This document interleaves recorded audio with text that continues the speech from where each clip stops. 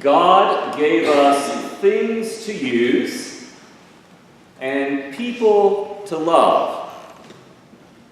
So let's not use people and love things. This motto of Norfolk educator Cameron Keene captures the essence of today's gospel. God gives us things to use and people to love. So let's not use people and love things. Today's gospel is centered around Sabbath. And I think for us Christians, we have a lot of misunderstandings about what the Sabbath is. And I think those misunderstandings come from our Puritan heritage in this country. And if you lived in the South, from the blue laws which surrounded Sunday.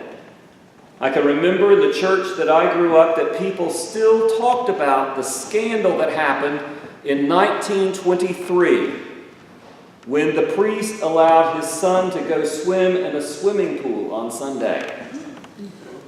I can remember growing up on Sunday, you were out of luck if you were out of gas on Sunday. Nothing was open. No grocery store, no gas station, no movie theater, no shops.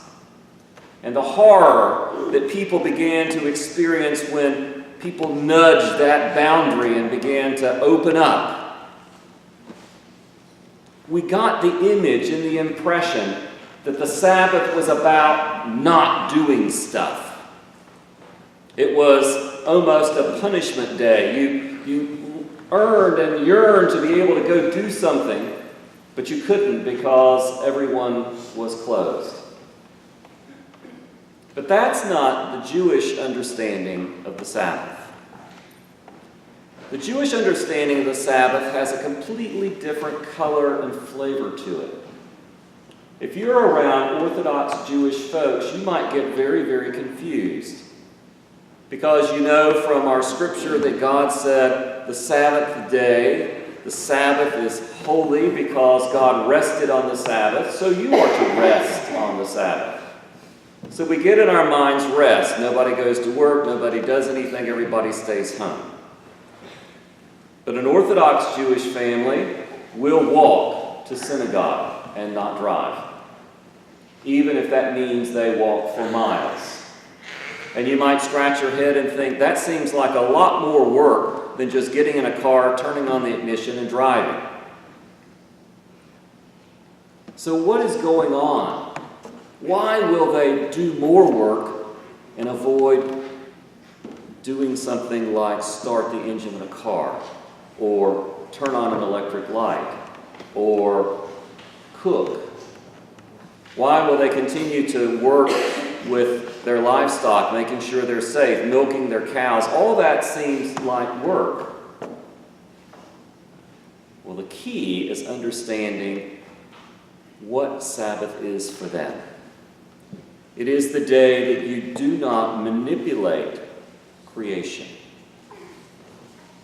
Think about that for a minute. God gives us creation as a bountiful gift for us to enjoy, for us to use. And we have, as co-creators of God, figured out ways to manipulate creation for our benefit and our enjoyment. We have air conditioning. We have lights. We have buildings. We cook. We figured out how to harness fire and automobiles and other things. And all of that is manipulating creation. For the Jews, manipulating creation is the kind of work that is forbidden on the Sabbath. We step back and we take a breath and we look in thanksgiving for all that God has given us in creation, and we evaluate. How am I using creation rightly? How am I abusing creation? How am I greedily taking from creation more than I need? It's a way to reflect. In the same way, we as Christians reflect in the season of Lent. How am I eating too much? Or how am I drinking too much? Or how am I watching TV too much? What is it about this bountiful gift of creation that God has given me that I am not using rightly? What do I need to do differently when I pick up my co-creating hands again and begin to manipulate creation for a new week? It's a time to recognize that life is not about exploitation or gaining wealth or any of the other things that we do during the week that we think we have to do to get ahead or to survive. It's a day to step back, to reflect, and to listen and to give thanks for the bounty that God has given us. And so we come back to Cameron Keen's motto, God gives us things to use. Yes, but that's not an unlimited gift. We can't selfishly take and take and take. We can't selfishly pollute. We can't selfishly do things that make it impossible for those who come after us not to have that gift to be able to use. And God has given us people to love. And that's where today's gospel comes in conflict for the Pharisees. For them, the rules were absolute.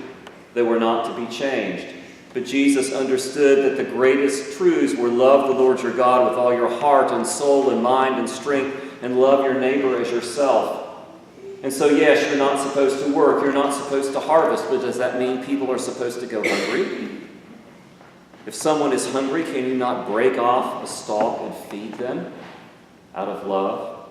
If someone is sick or has a withered hand, can you not reach out and allow the power of God to restore them to wholeness out of love, even though that violates the manipulation of creation? It's a dance. It's a balance. It's a recognition that so often we love things. And we search and we fight and we manipulate creation to get more and more things. And we use people. We use people to accomplish that selfishness. And the Sabbath allows us to turn it on its head, to remember that we are to love God with our heart and soul and mind and strength, and our neighbor as ourselves. We are to love people. And we are to recognize that we've been given an incredible gift of bounty. And God has given us those things to enjoy in balance. Loving God, loving people, using the gifts of God's creation, all for God's glory, for the benefit of the people that God has placed in our lives. How do you love people? How do you use things? How do you keep it in balance on a Sabbath day?